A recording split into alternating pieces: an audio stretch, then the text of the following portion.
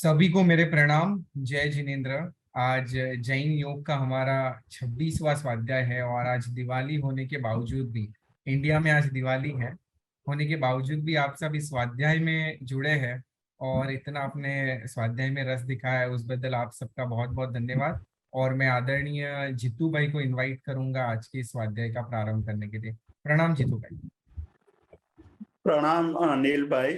और आज सभी हमारे स्वाध्यायी मित्रों को मैं दीपावली की शुभकामनाएं और दीपावली की शुभेच्छा को प्रदान करता हूं। आज का पर्व प्रकाश का पर्व माना जाता है और पूरे विश्व में जहां जहां भारतीय लोग बसते हैं वे सभी जगह पर लोग प्रकाश यानी दीपक प्रगटा करके इस पर्व का उत्सव मनाते हैं। सबसे बड़ी बात यह है जैन धर्म की अपेक्षा से कि आज से 2600 साल पहले जैन धर्म के इस अवसर पीढ़ी के अंतिम 24वें तीर्थंकर श्रमण भगवान महावीर पावापुरी में 16 प्रहर देशना देकर के अपने अंतिम समय को नजदीक देख करके वो ध्यान मग्न हुए थे और बराबर मध्य रात्रि को उन्होंने निर्वाण प्राप्त किया। परमात्मा जब विचर रहे थे तब केवल ज्ञान की ज्योति पूरे लोक और अलोक यानी कि समग्र विश्व को प्रकाशित कर रही थी, किंतु परमात्मा के निर्वाण से वो ज्ञान ज्योति बुझ गई। जब परमात्मा ने देशना का प्रारंभ किया तब उस युग के 18 राजा एक साथ औषध लेकर के परमात्मा की वाणी का, अमृत धारा का पान कर रहे थे, वाणी का श्रवण कर रहे थे। परमात्मा की वाणी जो अंतिम उपदेश के रूप में उन्होंने जो बातें कही, बहुत ही अद्भुत बातें कही है। एक एक अध्याय में उन्होंने पूरे समग्र ज्ञान का सार उसमें भर दिया है। जो उत्तर स्वरूप उत्तराध्ययन सूत्र 36 अध्ययनों का और 20 और अध्ययन यानी कि 56 अध्ययनों का उन्होंने कथन किया था। उसमें से 36 अध्ययन जो उत्तराध्ययन सूत्र के रूप में आज प्रचलित है, ये अंतिम देशना थी परमात्मा की। और परमात्मा की अंतिम देशना को गणधर भगवंतों ने सूत्रबद्ध किया जो उत्तराध्ययन सूत्र के रूप में जानी जाती है। ये अंतिम देशना का श्रवण करना और उसको, उसके सार को ग्रहण करना पूर्ण हमारे अहोभाग्य हो, पूर्ण पुण्य किए हो तभी वो श्रवण करने को मिलती है।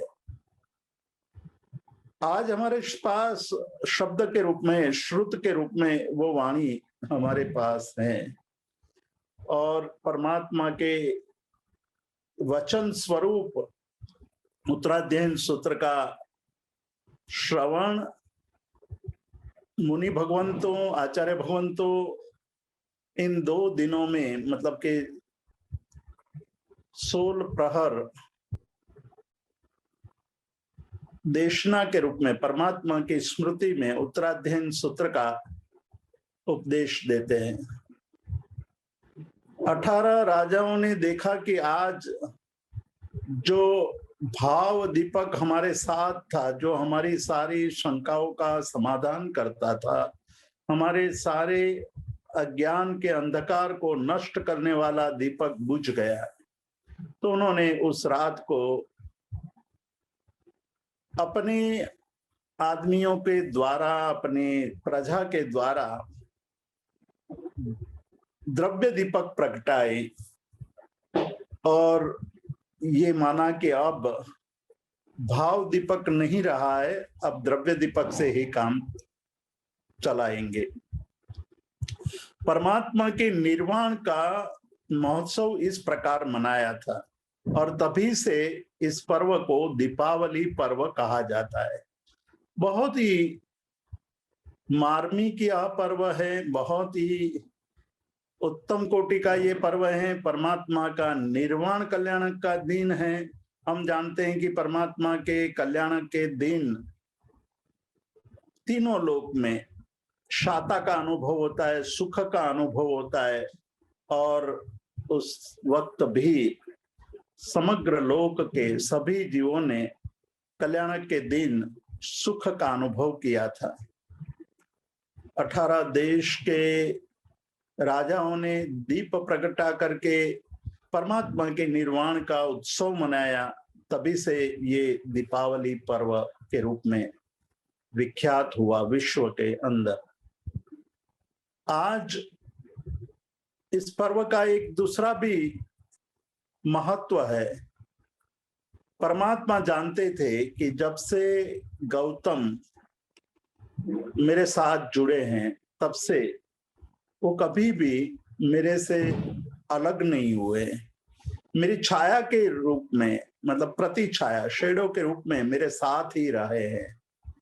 और परमात्मा को भी गौतम के प्रति जो शिष्य और गुरु के संबंध की जो बात है, वो इस प्रकार के संबंध क्वचित ही हमें देखने को मिलता है। गौतम स्वामी जब भी कोई शंका होती थी तो वो परमात्मा के सामने प्रस्तुत करते थे और परमात्मा गोयम कह करके उनके प्रश्नों का जवाब देते थे। इस प्रकार की जोड़ी, इस प्रकार का सुयोग विश्व में क्वचित ही देखने को मिलता है। परमात्मा सर्वज्ञ थे तो सामने गौतम स्वामी श्रुत केवली थे। एक केवली थे, एक श्रुत केवली थे, एक सर्वज्ञ थे, एक श्रुत से सर्वज्ञ थे। तो ये एक बहुत ही अद्भुत संयोग था। परमात्मा तो वितराग थे। परमात्मा के पक्ष के तरफ से देखे तो परमात्मा ने 12.5 साल घोर तपश्चर्या करते हुए अपने कर्मों का नाश करके तीर्थंकर नाम कर्म का उदय होते ही केवल ज्ञान प्राप्त किया था। अब वो सारे लोक को हस्तामलकवत, शास्त्र जब हमें केवल ज्ञान के स्वरूप का वर्णन करता है तब एक दृष्टांत बार बार देते हैं कि हस्तामलकवत उनका ज्ञान हो गया था, हाथ में रहे हुए आंवले की तरह। जब हाथ में आंवला होता है तो उनके स्वरूप को हम बहुत सुपेरे, मतलब बहुत ही अच्छी तरह समझ सकते हैं। उसका कद देख सकते हैं, उसका रंग देख सकते हैं, उसकी अंदर पड़ी हुई सिराएं, मतलब रेखाएं, सब कुछ दिखाई देता है हमें। उसको देखने के लिए कोई और यंत्र, कोई और साधन की आवश्यकता नहीं रहती है। उसी तरह परमात्मा का घाती कर्मों, 4 घाती कर्मों का विनाश होने से जो केवल ज्ञान प्रकट हुआ था, उस केवल ज्ञान को के द्वारा परमात्मा अब लोक अलोक सभी को अपने ज्ञान में देख सकते थे। जानाई पासई, वो जानते थे और देखते भी थे। और वो जानते थे कि गौतम स्वामी को मेरे प्रति अति राग है, बहुत राग है। और ये अति राग के कारण ही उनका केवल ज्ञान रुका हुआ था। जब तक वो राग टूटेगा नहीं तब तक केवल ज्ञान की प्राप्ति होना असंभव था। और दूसरी तरफ अति राग के कारण परमात्मा के निर्वाण को शायद वो सह न पाए, इसलिए परमात्मा ने उसको एक ब्राह्मण को प्रतिबोधित करने के लिए अपने से दूर भेज दिया है। जो आज गुणाया जी या गुणिया जी कहते हैं, जो पावापुरी से कुछ दूरी पर है, वहां भेजा हुआ था। उनको प्रतिबोधित यानी उनको सम्यक बोध करा करके वापस लौट रहे थे, और सुबह होते ही ये समाचार मिल गया था कि परमात्मा अब नहीं रहे, निर्वाण हो चुका है। तो गौतम स्वामी विलाप करते हैं, बच्चे की तरह रोते हैं, बहुत बच्चे की तरह करुण रुदन करने लगते हैं।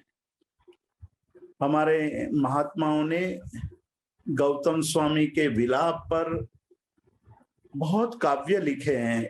उसमें से एक काव्य तो ऐसा है, यदि अच्छा गायक हो तो आज भी उसको गान सुनने पर हमारी आंखों में भी आंसू आ जाए, ऐसा वो गाना बनाया हुआ है महात्माओं ने। गौतम स्वामी के विलाप की बात जब हम सुनते हैं तो आश्चर्य होता है, और ये सहज भी है कि जीवन भर जिसके छाया के रूप में बिताया हो और अंत समय वही आपको दूर भेज दे, तो आपको आश्चर्य होगा ही कि आप जानते थे कि अंतिम समय चल रहा है मेरा, तो आपने मुझे दूर क्यों भेज दिया? आपने मेरे में इतनी भी योग्यता नहीं देखी। अब गौतम स्वामी रोते हुए कहते हैं कि अब मुझे गौतम स्वामी कह करके बुलाने वाले, प्रथम गणधर कह करके बुलाने वाले और मेरी पूजा और मेरी भक्ति करने वाले लोगों की कमी नहीं है, लेकिन मुझे अब गोयम कह करके कौन बुलाएगा? गोयम जब मैं सुनता था तब मेरे रोम रोम हर्षित हो उठते थे। परमात्मा के गोयम शब्द को सुनने की उनके मन में तलब बनी रहती थी। तो ये बहुत ही मार्मिक उनके परमात्मा को, जिसको गुजराती में कहते हैं कि ठपको दे रहे हैं, मतलब उनको उल्लाप कर रहे हैं कि भाई आप इतने भी क्यों चले गए और अब मेरे क्या हालत होगी, मैं क्या करूंगा। दूसरा ये कहते हैं कि क्या मेरे एक के आने से सिद्धशिला पर भीड़ बढ़ जाती? सिद्धशिला में क्या मेरे एक के लिए भी स्थान नहीं था? अब मुझे साथ क्यों नहीं ले गए? इस तरह से परमात्मा को मनोमन रुदन करते हुए उल्लाप कर रहे हैं, विलाप कर रहे हैं, कह रहे हैं कि ये क्या कर दिया आपने। धीरे धीरे धीरे वो विलाप कम होता गया। पता चला कि परमात्मा तो वितराग थे और वितरागत्व का ही उपदेश देते थे। मैं रागी हूं और मेरे राग के कारण ही मैं वितरागी नहीं बन पा रहा हूं, और उन्होंने ये निमित्त दिया मुझे कि जाओ तुम उस ब्राह्मण को प्रतिबोधित करके आओ। रुदन बंद हुआ, हृदय के अंदर ज्ञान ज्योति प्रकट गई, राग क्षय हो गया, मोह का अंधकार आज विनष्ट हो गया, ज्ञान की ज्योति प्रकट गई और सुबह होते ही केवल ज्ञान हो गया। इस तरह से यह पर्व हमारे लिए बहुत ही आनंददायक है, हमारे लिए बहुत ही मार्मिक उत्सव भी है, ज्ञानोत्सव है, दीपोत्सव है, और ज्योति के द्वारा हमारे अंतरात्मा को एक प्रकार से प्रज्वलित, दीदीप्यमान करने वाला यह पर्व है। तो आज के दिन हम परमात्मा के चरित्र का श्रवण करें, परमात्मा की अंतिम देशना का श्रवण करें, परमात्मा की ज्ञान ज्योति को नमन करें, और द्रव्य दीपक से हम यही कामना करें कि भविष्य में हमारे अंदर भी ज्ञान का दीपक प्रकट हो, हम भी ज्ञान से प्रकाशित हो। ये इस पर्व का महात्म्य मैंने संक्षेप में आपके सामने रखा है, लेकिन ये पर्व ज्ञान का पर्व है। एक भाव दीपक बुझता है, दूसरा भाव दीपक प्रकट होता है। गौतम स्वामी को केवल ज्ञान होता है और वो केवल ज्ञान उसके बाद परमात्मा के मार्ग को आगे बढ़ाने वाला ज्योति। और हमारे लिए प्रथम गणधर गौतम स्वामी को जो ज्ञान हुआ, ज्ञान को याद करने का, स्मरण करने का, वंदन करने का, बहुमान पूर्वक भाव से वंदन करने का ये अवसर है। आज दीपावली के दिन हम लोग महोपाध्याय यशोविजय जी महाराज द्वारा रचित अध्यात्म उपनिषद एक छोटा सा ग्रंथ है। महोपाध्याय यशोविजय जी ने इस संस्कृत भाषा में छोटे छोटे काव्यों में, श्लोकों में रचा हुआ इस ग्रंथ में अध्यात्म के सार को, अध्यात्म के उपनिषद को, उपनिषद का एक अर्थ होता है सार, उपनिषद का एक अर्थ होता है अमृत, यानी उपनिषद अध्यात्म का सार, अध्यात्म का अमृत हमारे सामने प्रस्तुत किया है। बहुत सारी बातें हम अध्यात्म उपनिषद के बारे में कह चुके हैं, बहुत सारी बातें हम महोपाध्याय यशोविजय जी के बारे में भी जानते हैं, सुनते हैं, और हमने काफी चर्चाएं भी की है। इसलिए मैं आज उस बातों को दोहराना नहीं चाहता हूं, लेकिन महोपाध्याय यशोविजय जी आज से 300 साल पहले, 300 से कुछ अधिक साल पहले हुए। काल की दृष्टि से देखा जाए तो महावीर स्वामी भगवान के बाद, बहुत सदियों के बाद, करीब करीब 2200-2300 साल के बाद हुए। लेकिन उनके ग्रंथों में जो ज्ञान का जबरदस्त सागर भरा हुआ है, अमृत भरा हुआ है, ज्ञान का जो गहराई हमें देखने को मिलती है, वो बहुत कम हमारे ग्रंथकारों में देखने को मिलती है। ये हमारा सौभाग्य है और महोपाध्याय यशोविजय जी का उपकार हमारे पर है कि उन्होंने इस प्रकार के ग्रंथों की रचना करके हमारे लिए एक मार्ग बना करके गए। वैसे देखा जाए तो भारत अध्यात्म की भूमि रही है, धर्म की भूमि रही हुई है। भारत की धरती पर प्राचीन काल से अनेक ऋषियों, मुनियों, मनीषियों का अवतरण होता रहा है। सभी ने साधना करके जो अमृत पाया, वो अमृत उन्होंने शब्दों द्वारा ग्रंथस्थ किया। और एक बात तो यह सत्य है कि साधना के क्षेत्र में कहीं भी बना बनाया रास्ता नहीं है। प्रत्येक साधक का अपना रास्ता होता है और अपने रास्ते को जब वो लिखते हैं तो अलग अलग प्रकार से लिखते हैं। अध्यात्म की बात हमें योग वशिष्ठ में भी देखने को मिलती है, भगवत गीता में भी मिलती है, उपनिषदों में भी मिलती है और बौद्ध ग्रंथों में भी अध्यात्म की बात हमें सुनने को मिलती है, पढ़ने को मिलती है। जैन धर्म के ग्रंथों में भी आगम से लेकर के अद्यावधि अनेक ग्रंथों की रचना हमारे सामने हुई है। अनेक ग्रंथ है हमारे पास, उसमें बहुत गहराई से अध्यात्म के मार्ग को प्रस्तुत किया है।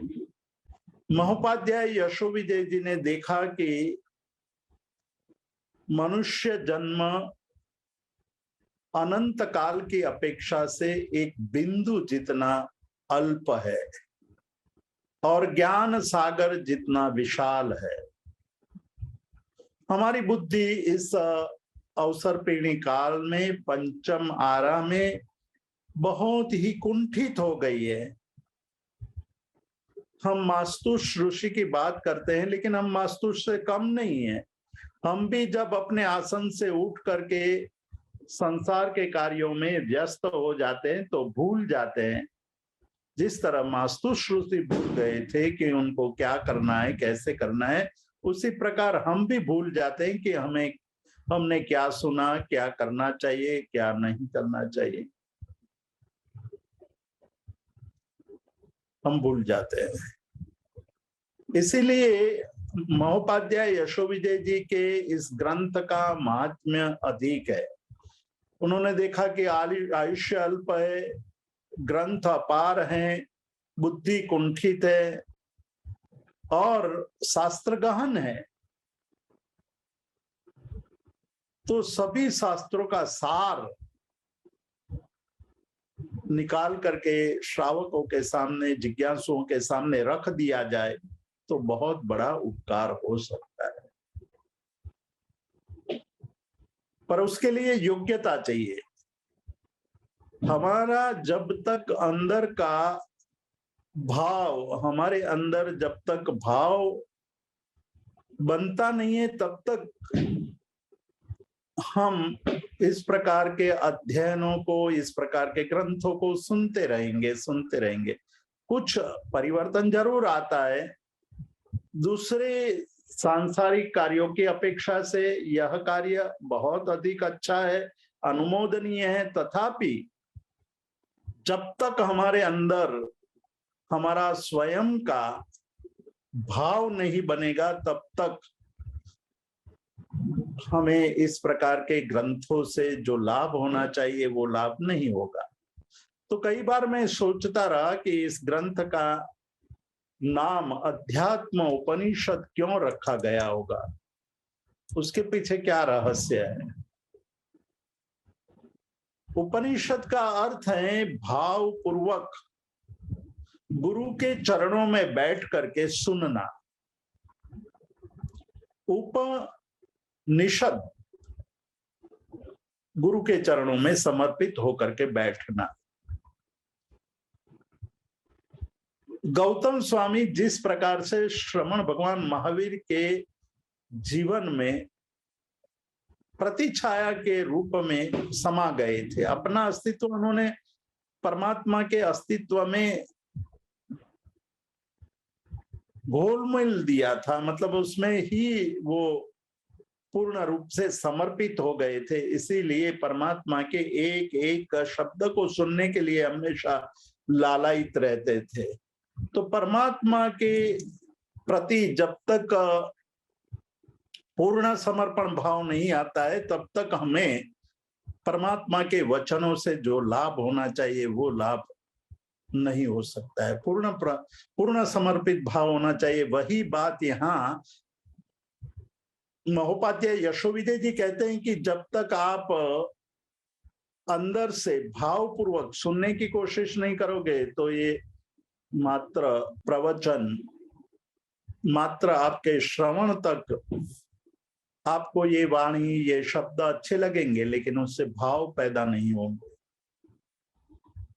इसलिए यहाँ अध्यात्म शब्द के बाद तुरंत उपनिषद शब्द का प्रयोग किया कि हम भाव पूर्वक परमात्मा के शास्त्रों को, गुरुचरण महोपाध्याय यशोविजय जी के चरणों में बैठ करके इस महान शास्त्र को, जो हमारे लिए उन्होंने अमृत समान बहुत ही बड़े सागर को मंथन करके हमारे सामने रख दिया, बहुत बड़ा लाभ हो सकता है यदि हम उसका अच्छी तरह श्रवण करें, अच्छी तरह मनन करें। उसके लिए हमारी योग्यता को हम बनाएं। पिछले बार हमने पिछले कुछ स्वाध्याय में दूसरे प्रकरण का स्वाध्याय प्रारंभ किया है। हम उसका चिंतन कर रहे हैं। ज्ञान शुद्धि, ज्ञान योग शुद्धि अधिकार। अधिकार माने प्रकरण। इस अधिकार में, इस प्रकरण में महोपाध्याय यशोविजय जी ने ज्ञान की शुद्धि, ज्ञान, पहले शास्त्र की बात कही, आज हम शास्त्र को ही ज्ञान मान लेते हैं, लेकिन महोपाध्याय यशोविजय जी ने यह स्पष्टता कर दी है कि जो आपने शास्त्रों से सुना है उसको जब आप जीवन में उसका आचरण करते हैं तभी वो श्रुत ज्ञान की कोटि में आता है, और जब ज्ञान की कोटि में आता है तो अंदर से परिवर्तन शुरू हो जाता है। 12वें श्लोक में महोपाध्याय यशोविजय जी बहुत ही महत्वपूर्ण बात कहते हुए कहते हैं कि सर्वम परवशम दुखम, सर्वम सब कुछ परवश दुख स्वरूप है, दुख है। परवशता ही दुख का दूसरा नाम है। सार्त्रे नाम का एक बहुत बड़ा फिलोसोफर, पाश्चात्य फिलोसोफर हुआ है, आपने कई लोगों ने उसका नाम सुना होगा। उन्होंने एक वाक्य में बहुत बड़ी बात कह दी है। वो कहता है कि अदर इज हेल, दूसरा है वो नरक है, दूसरा नरक है। तो यहां दूसरा कौन है और पहला कौन है, या आप कौन है और दूसरा कौन है, स्व कौन है और पर कौन है। पर के लिए, दूसरे के लिए वहां शब्द का प्रयोग किया है नरक।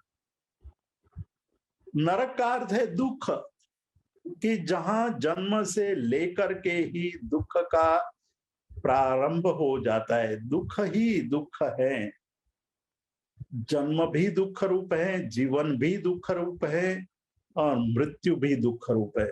वहां एक अंश भी सुख का नामो निशान नहीं है। कभी कभार जब तीर्थंकर जैसे महान आत्माओं के कल्याण के दिन होते हैं तो क्षण मात्र के लिए सुख का अनुभव होता है, लेकिन वो सुख का अनुभव बहुत लंबे समय तक नहीं रहता है।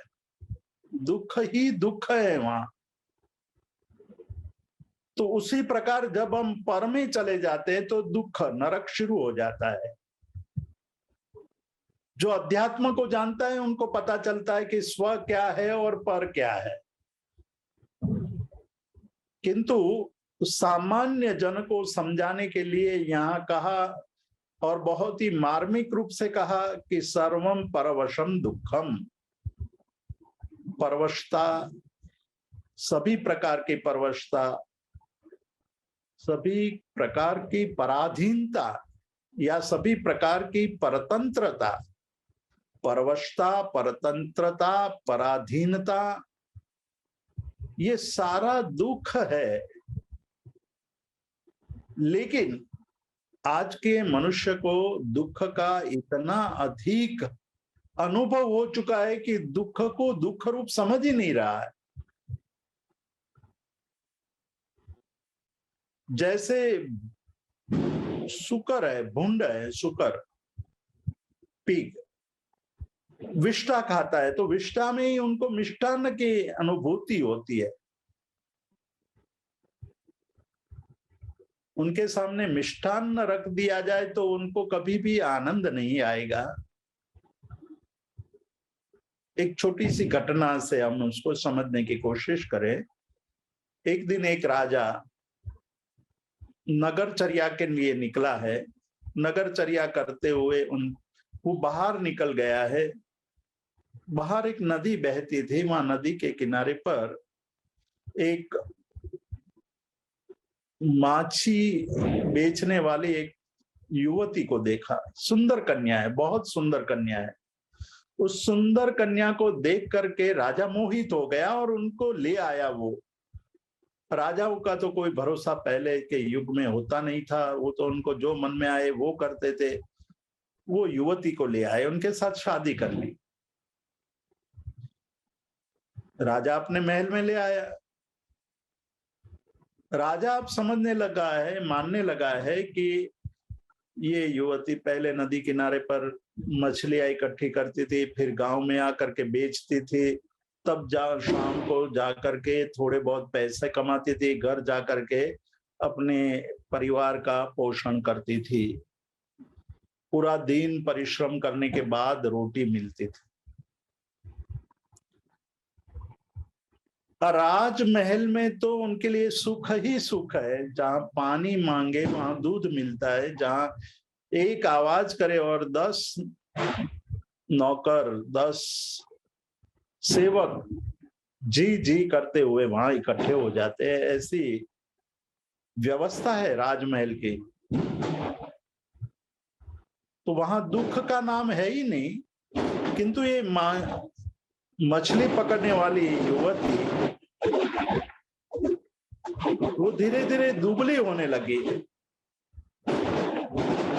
राजा को आश्चर्य हुआ कि यहाँ तो सुख ही सुख है, फिर भी ये दुबली क्यों हो रही है, क्या कारण है।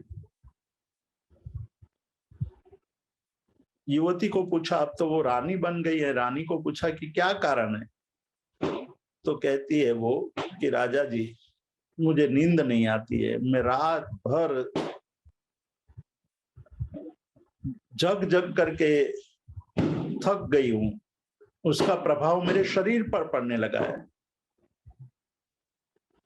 यहाँ वो दुर्गंध मुझे नहीं मिल रही है, जो दुर्गंध मुझे मछलियों के साथ रहते हुए एक आदत पड़ गई है, वो आदत के कारण वो दुर्गंध नहीं सूंघने पर मुझे नींद नहीं आती है। सुगंध मेरे लिए पीड़ादायक है। रात को जब मैं सोने जाती हूँ, बिस्तर पर सोती हूं, तो वहां तो सुगंध ही सुगंध है, लेकिन वो सुगंध मेरे लिए पीड़ादायक है। बस वैसी ही स्थिति हमारी है कि हम दुख को भी सुख रूप मानने लगे हैं और सुख हमें पीड़ादायक लगने लगा है। सर्वम परवशम दुखम, यह एक छोटा सा वाक्य जिसमें अनेक शास्त्रों का सार तरह की बात कि अदर इज हेल, बहुत ही मार्मिक बात है कि अदर इज हेल, दूसरा नरक है। आत्म तत्व ही अपना है, आत्म तत्व के बाहर निकले आप, सीधा पहला पड़ाव आता है शरीर का। शरीर के अंदर इंद्रियां हैं, मन है, और भी बातें हैं, उससे ये सारी बातें पर है, और जो पर में फंसता है वो नरक के दुख का अनुभव करता है। परवशम दुखम, परतंत्रता दुख है, परवशता दुख है, पराधीनता दुख है। उसको बहुत विस्तार से हमें सोच करके अपने जीवन में उतारना पड़ेगा, तभी हम उसको सही ढंग से अपने जीवन में अनुभव कर पाएंगे। नहीं तो ये पूरा जीवन वैसे ही बीत जाने पर भी अंत तक, अंतिम सांस तक हमें ये पता नहीं चलता कि हम परवश थे या स्ववश थे। ये तो हमारा सौभाग्य है कि हमें महाउपाध्याय यशोविजय जी महाराज जैसे मुनियों के ग्रंथ, उनके जीवन के अनुभव की वाणी हमें आज सुनने को मिल रही है। सर्वम परवशम दुखम, यानी परवशता, पराधीनता, परतंत्रता दुख रूप है, या फिर दुख रूपे, फिर वो किसी भी प्रकार की हो, वो परतंत्रता दुख स्वरूप है। सर्वम स्ववशम सुखम, यदि आप स्ववश हैं, अपने में ही लीन है, तभी सुख है, तभी आप आनंद का अनुभव कर सकते हैं। सुख और दुख की व्याख्या करने के लिए संसार में न जाने कितने पन्ने लिखे गए होंगे, न जाने कितने ग्रंथ। आज भी सुख किसे कहते हैं, सुख कैसे मिलता है, सुख प्राप्त करने के लिए मनुष्य को क्या क्या करना चाहिए, इस प्रकार के ग्रंथों की कमी नहीं है। कोई केवल सुख पर लिखे हुए ग्रंथों को ही इकट्ठा करना चाहे तो एक छोटी लाइब्रेरी बन जाएगी। सैकड़ों ग्रंथ उसके सामने आ जाएंगे। इतने सारे ग्रंथों को प्रकाशित करने के बाद भी आज की मानव जाति सुख और दुख का स्वरूप नहीं समझ पाई है। महोपाध्याय यशोविजय जी ने एक ही श्लोक में, एक छोटे से श्लोक में, आधे श्लोक में सुख और दुख का स्वरूप हमारे सामने रख दिया। सर्वम स्ववशम सुखम, सर्वम परवशम दुखम। स्ववश, स्वतंत्र, अपने अंदर जो लीन है, अपने अंदर डूबा हुआ है, वही सबसे बड़ा सुखी है। स्ववश है, स्वतंत्र है, स्व में लीन है, वही सुखी है। मैंने एक बार एक तिब्बती योगी की बात कही थी, उस पर एक मूवी भी बनी हुई है। वो तिब्बती युवान साधु साधना करने के लिए पर्वत की गुफाओं में बैठ करके साधना करता है। वर्षों तक साधना करते करते करते वो लीन हो चुका है अपने आप।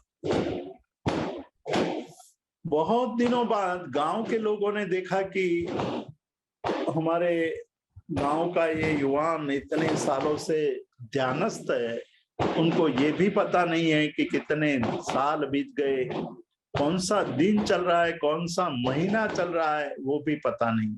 अब तो उनको ये भी पता नहीं है कि वो कहाँ से आया था और कहाँ उसको जाना है। मतलब दुनियावी रूप से, व्यवहारिक रूप से, उनका आत्म तत्व की दृष्टि से तो वो जान ही रहा था कि मैं आत्मस्थ होने के लिए निकला हूं और आत्मस्थ होने की दिशा में मैं आगे बढ़ चुका हूं। जब गांव के लोगों ने उसको खोज निकाला, एक पर्वत की गुफा में बैठे हुए वो ध्यानस्थ था, तो उनको बहुत ही हिलाया, लेकिन वो अपने ध्यान में लीन था।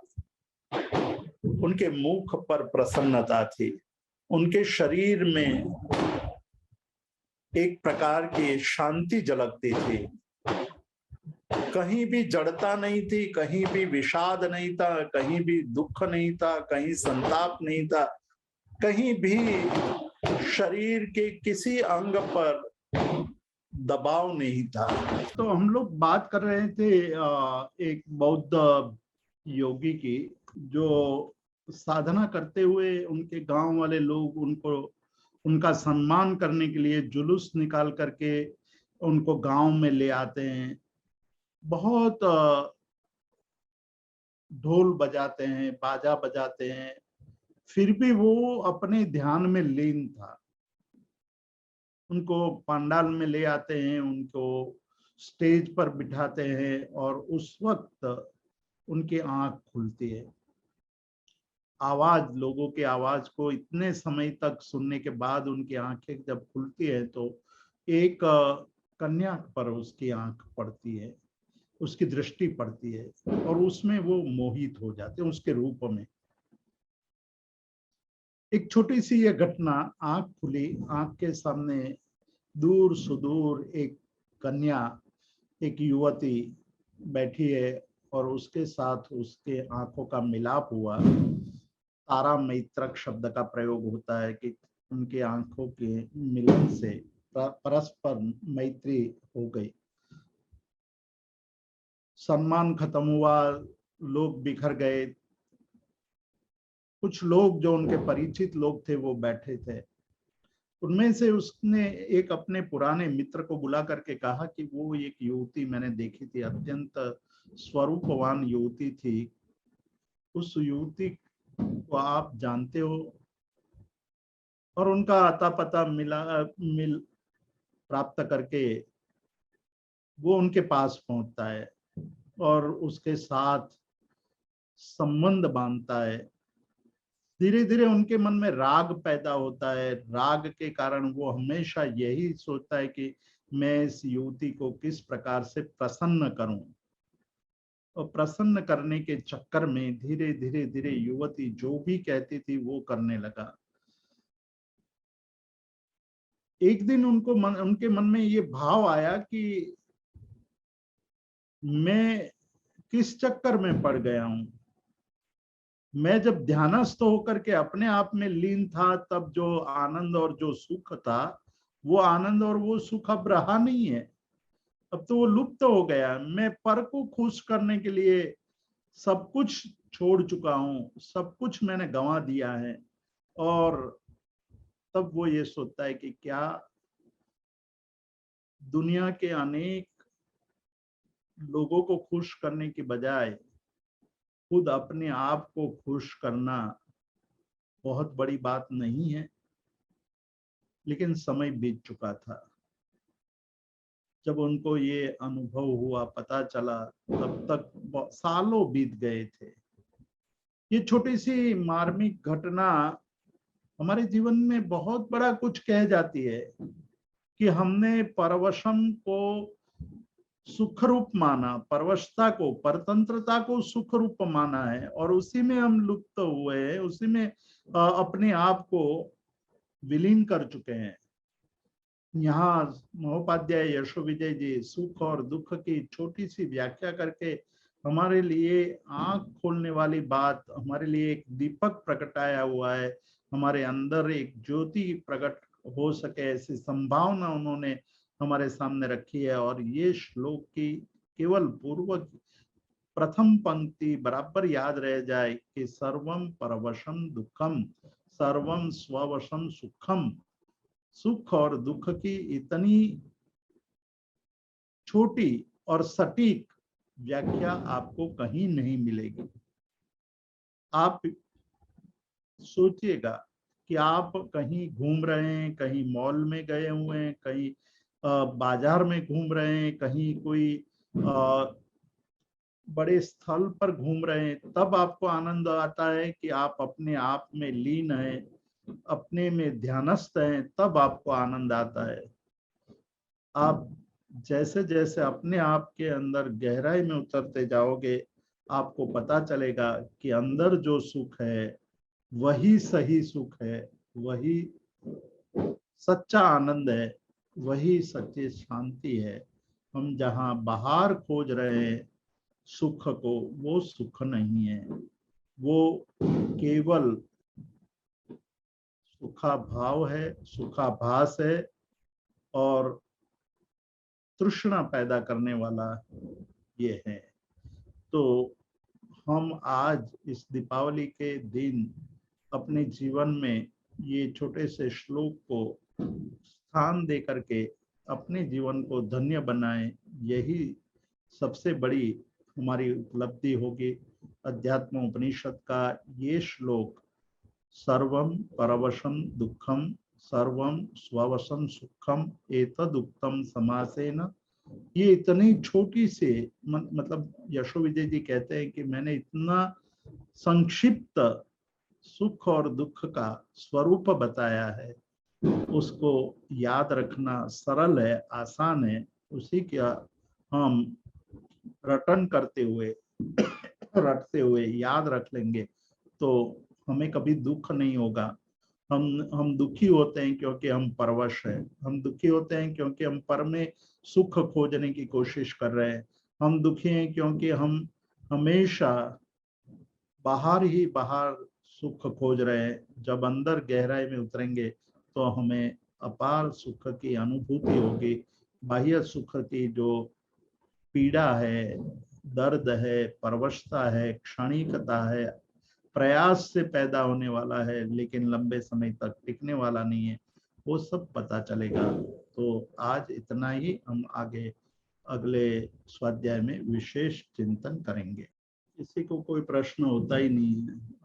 एक मुझे प्रश्न आया था जीतू भाई, स्टार्टिंग में आपने बताया कि उत्तराध्यान है, उस सूत्र के 36 + 20 = 56 अध्ययन, तो ये 20 अध्ययन कौन से हैं? मीन्स वो अभी लुप्त हो गए हैं। वो 10 पुण्य की बात करने वाले और 10 पाप की बात करने वाले अध्ययन थे। मतलब पुण्य की कौन कौन से कर्म करने से पुण्य होते थे, कौन से कर्म करने से पाप होते हैं। तो वो पुण्य का आश्रव और पाप का आश्रव करने वाले जो अध्ययन थे वो लुप्त हो चुके हैं। मतलब हमारे पास अभी 36 अध्ययन ही है। ओके, अवेलेबल ही 36 है, बट ऐसे 56 अध्ययन थे। यानी भगवान ने 48 प्रहर की जो देशना दी, अरे 16 प्रहर की जो देशना दी थी उसमें 56 अध्ययन जितना हुआ। 6 थे, और एक हमें जो उल्लेख मिलता है उसके अनुसार 36 प्रश्न पूछे गए थे, उसके 36 अध्ययन है, और 20 ऐसे अध्ययन थे जो भगवान ने अपने आप बिना प्रश्न पूछे ही जवाब दिए थे। वो 20 अध्ययन थे, जिसमें 10 अध्ययन पुण्य के थे, 10 अध्ययन पाप के थे। जी जी जीतू भाई, थैंक यू। जी जीतू भाई, ऐसे सच कोई प्रश्न नहीं है तो हम आज की इस स्वाध्याय को विराम दे सकते हैं। जी मैं पुनः धन्यवाद करना चाहूंगा जीतू भाई का, और उसी के साथ जगत के सभी जीवों का कल्याण हो, जगत के सभी जीवों का मंगल हो, जगत के सभी जीव हमारे मित्र है, कोई भी हमारा वैरी नहीं, इस भावना के साथ प्रार्थना। अणु परमाणु शिव बनी जाओ, अखा विश्व नु मंगल थाओ, सर्वे जीवो मोक्षे जाओ। खामेमि सव्व जीवे सव्वे जीवा खमन्तु मे, मित्ति में सव्व भूएसु वैरम मज्जन केणै। सर्वथा सौ सुखी थाओ, पाप ना कोई आचरो, राग द्वेषति मुक्त बनीने, समता सौ समाचरो। सभी को मेरे प्रणाम। जय जिनेन्द्र।